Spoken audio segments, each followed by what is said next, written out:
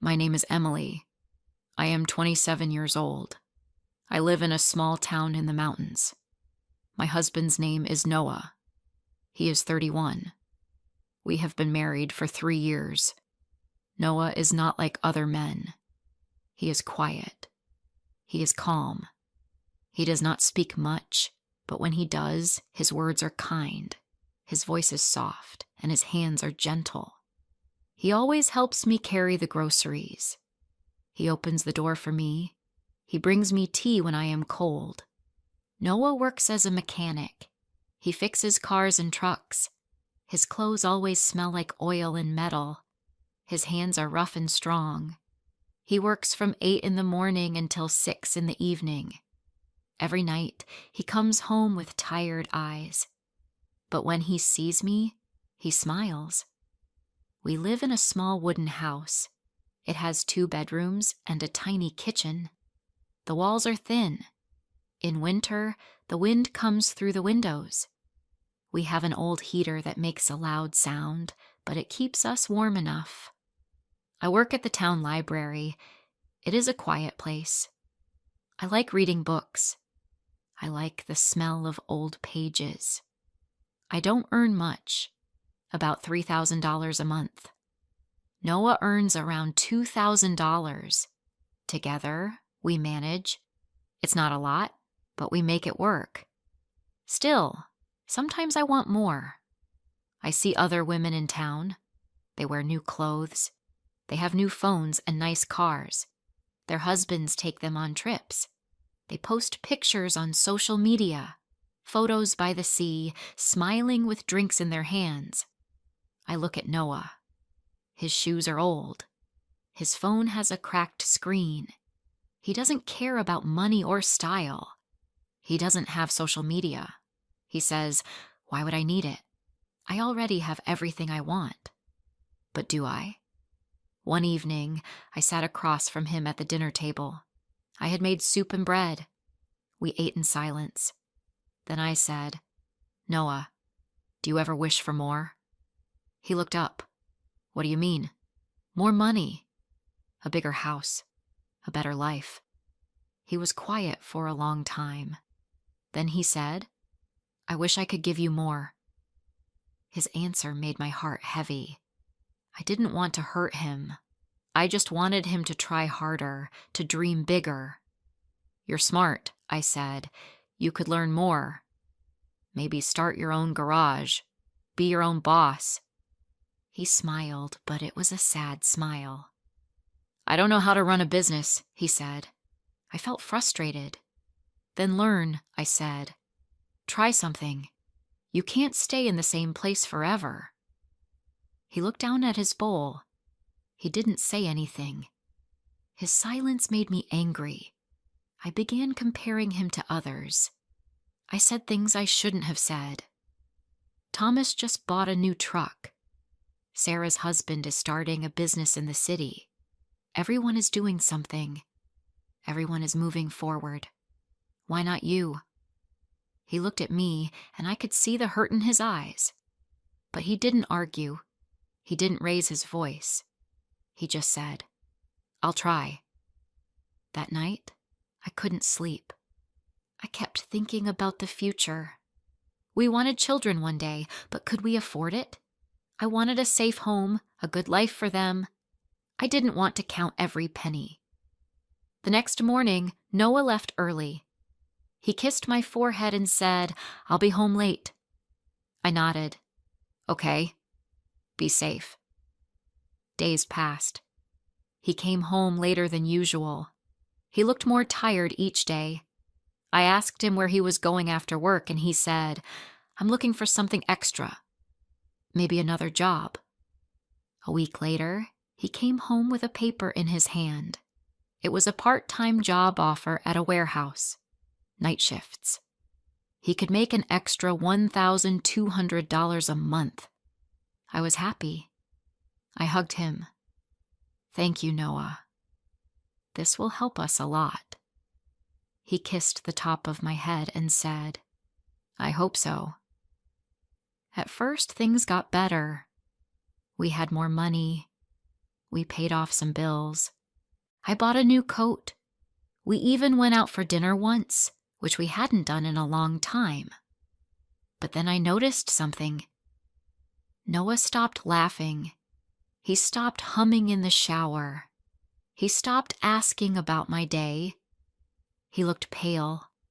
He looked tired. His hands shook when he poured coffee. He would fall asleep on the couch before dinner. One night, I woke up and found him sitting on the edge of the bed, holding his chest.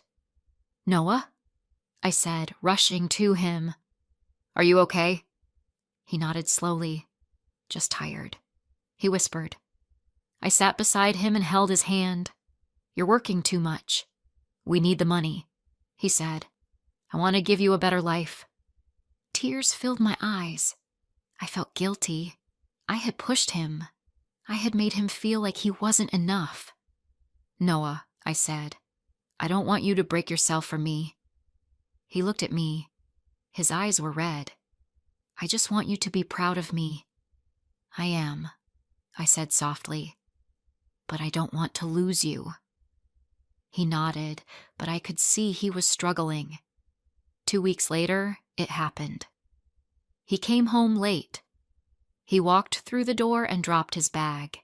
He tried to speak but fell to the floor. "Noah!" I screamed, running to him. His body was shaking. His skin was cold. I called the ambulance.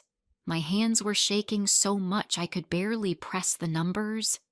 At the hospital, the doctor said, "He is severely exhausted.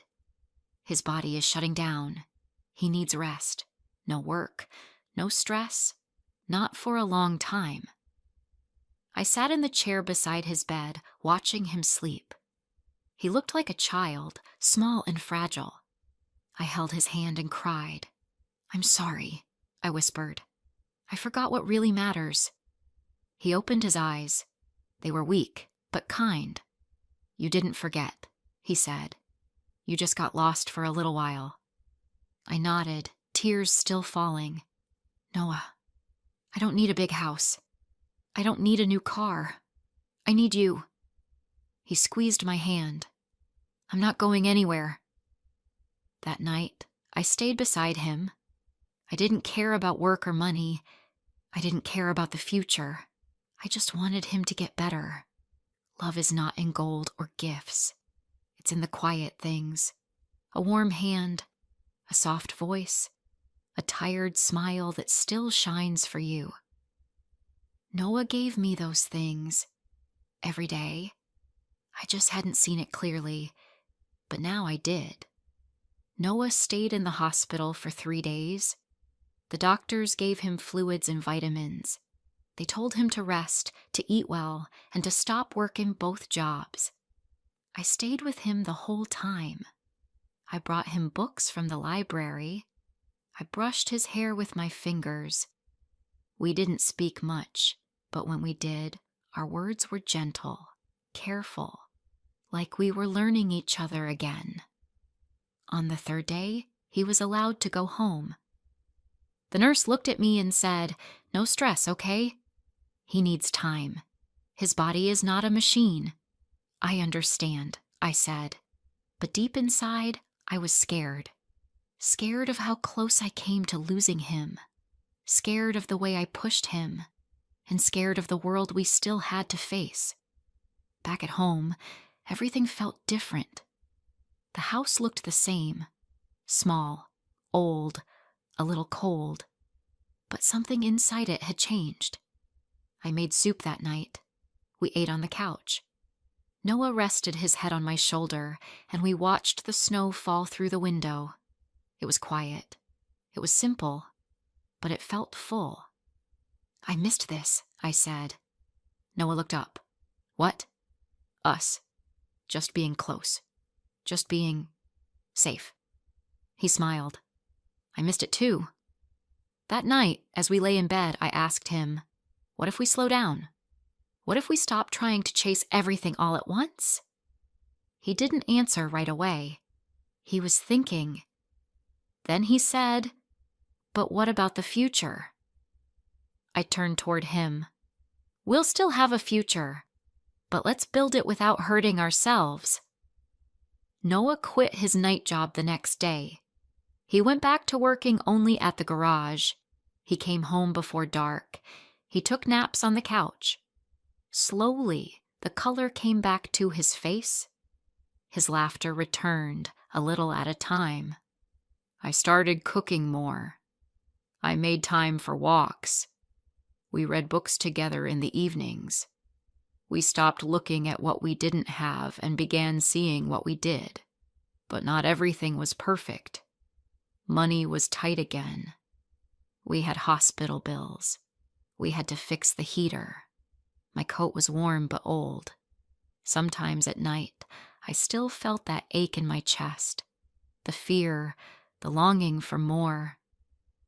One evening, I looked at Noah as he worked on fixing the sink. He had grease on his cheek and a tool in his hand. I thought, he's trying. He always was. And suddenly, I had an idea. The next day, I stayed late at the library. I looked up free online courses. I searched for ways to start small businesses. Then I made a plan. When I got home, I found Noah on the porch, drinking tea. "I have something to show you," I said. He looked surprised. "What is it?" I pulled out a small folder. "I did some research." What if we started something together? You know cars. I know books. Maybe we don't have to pick just one path. He opened the folder and read. I had written out ideas for a mobile car service. Noah could fix cars at people's homes, and I could manage the calls and schedule. We didn't need a big garage, just tools and time. He looked at me and smiled. A real smile. "You did all this?" I nodded. "You don't have to say yes. But maybe, little by little, we can build something that's ours." He held the papers in his hand and looked out at the mountains. "Let's try." That night, we didn't talk about money. We talked about dreams. In the next few weeks, things moved slowly, but they moved. Noah talked to his boss and started working part-time. That gave him 2 free days a week.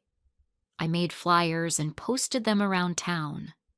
I also asked people at the library if they needed help with their cars. At first, only one person called, then another, then a third. The money wasn't big, but it was honest. And it was ours.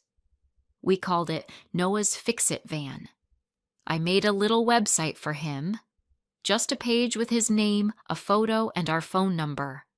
People liked it. They said he was kind, careful, and fair with prices. One lady wrote, "He fixed my brakes and didn't try to sell me anything I didn't need." Honest man. That review made Noah blush. "I just did what anyone would do," he said. "But not everyone does." And that made him special. A few months passed. Spring came. Flowers bloomed along the edge of the road. I started feeling lighter. Our house still had thin walls, but laughter filled the space between them. One day, while we were sitting on a picnic blanket near the lake, Noah turned to me. "Emily," he said, "do you remember the night I fell down?" I nodded slowly. "I'll never forget." "I thought I failed you," he said. "I thought you'd leave." I looked into his eyes. I never wanted to leave. I just wanted to feel safe. I forgot that I already was. He reached into his pocket and pulled out a tiny piece of folded paper. "I wrote this for you when I was in the hospital." I opened it. It was simple. Just one sentence. "Even if I have nothing, I still have you. And that is everything." Tears filled my eyes. "I should have written one too," I whispered. "You still can." So I did. That night, I wrote, "I thought love had to be shiny. But it's not. It's soft. It's steady. It's the way you hold my hand when I'm tired. That's real love. We put both notes in a little box and kept it in the drawer by the bed. Whenever life feels hard again, we open that box. One morning, I woke up feeling different. My body felt strange, tired but not sick. I stared at the ceiling for a long time. Then I sat up and whispered, "Could it be?" I took a test at the clinic that afternoon. I was pregnant. When I came home, Noah was under a car in the driveway. I walked over and said, "Hey, can you come out for a minute?" He rolled out on his back, his face covered in sweat and dirt. "What is it?"